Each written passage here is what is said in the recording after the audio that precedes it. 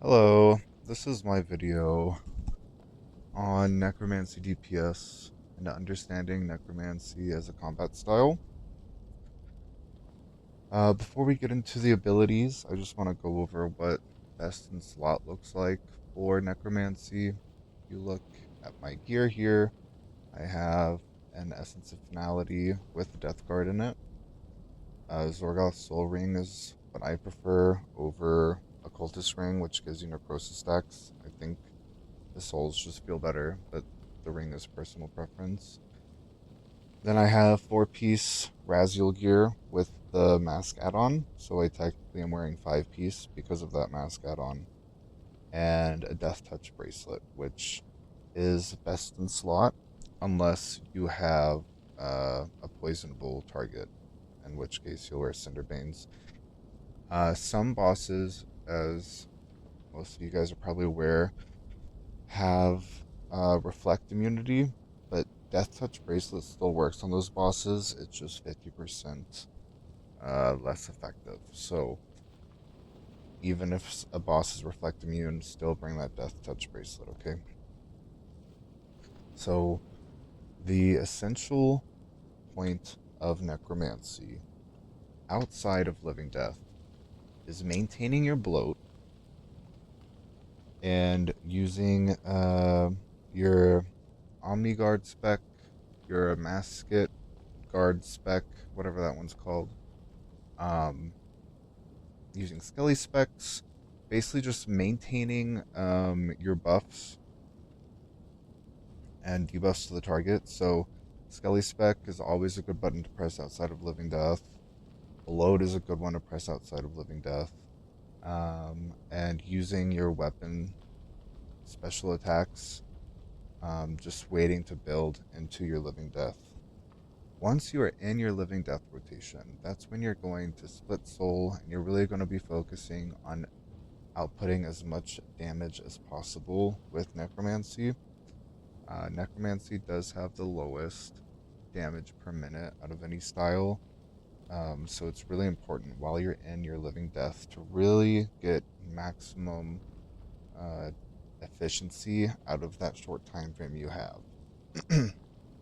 A successful Living Death rotation has 3 death skulls inside of it.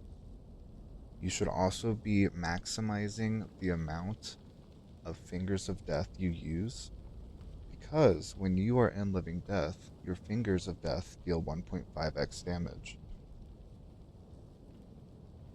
Your touch of death and your basic attacks give you necrosis. So during your Living Death, you want to try to minimize the amount of souls you use, the amount of saps you use, unless you are close to being able to 5-stack volley inside of your split soul, because that's going to be a lot of damage, right? Outside of that instance, you really want to be prioritizing your touch, your necromancy basic attack, and fingers while inside of your Living Death, while making sure that you also get 3 death skulls inside of that Living Death. Unless you have an excess of adrenaline because of a relentless proc, if you happen to have relentless on your gear, um, or if you divert in the middle of your Living Death, you won't be able to reapply bloat, and that's okay. But once you are out of your Living Death, you want to immediately reapply your bloat and maintain it up until your next Living Death. And ideally, you cast it right before you go into your Living Death rotation. Okay, so with all that said, I have a basic Necromancy rotation here on my screen, and we're just going to go over that and do it really quickly to show you what it would look like, and yeah, move on to the next video. Alright, so you summon your guys, life transfer, command ghost.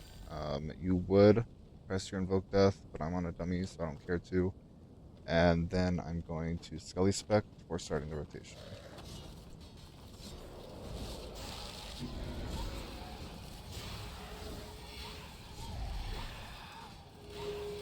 I may not need this second basic depending on my impatient procs. I did end up needing it.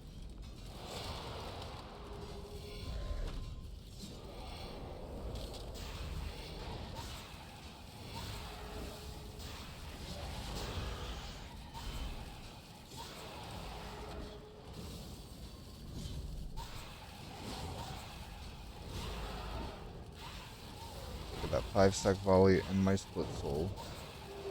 A lot of extra damage. One last finger before I leave Living Death. Command Skeleton, float, and then I would go into my omniguard rotation until my Living Death is off the cooldown again, while maintaining this bloat for as long as I can. You really don't want your bloat to ever expire. I'm gonna reapply it because I know it's about to end. Cast Death Skulls, and yeah, keep on building until your next Living Death. And that's the rotation. Thank you so much for watching.